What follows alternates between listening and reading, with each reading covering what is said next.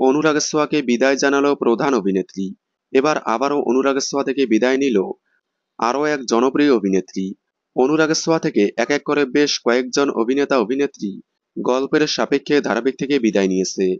আবার গল্পের সাপেক্ষে একের পর এক নিয়ে আসা হচ্ছে নতুন অভিনেতা অভিনেত্রী।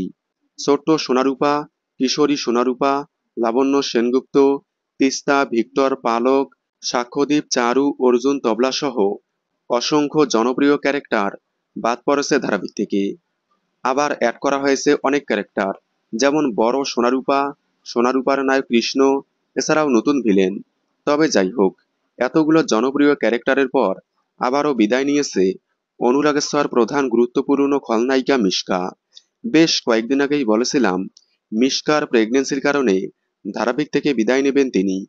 তবে শুধুমাত্র প্রেগনেন্সির কারণেই নয়, অনুরাগের ছোঁয়ার সাথে চুক্তি শেষ হওয়ায় ধারাবাহিক থেকে বিদায় নিয়েছেন অহনা দত্ত, অর্থাৎ মিশকা।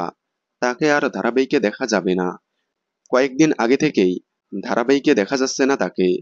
তবে আগামীতে গল্পের সাপেক্ষে আবারও ফিরিয়ে আনা হবে কি না তা এখনো জানা যায়নি। তবে আপাতত তাকে আর ধারাবাহিকে দেখা যাবে না। অনুরাগের ছোঁয়ায় মিশকাকে আপনারা কতটা মিস করবেন কমেন্টে জানাবেন।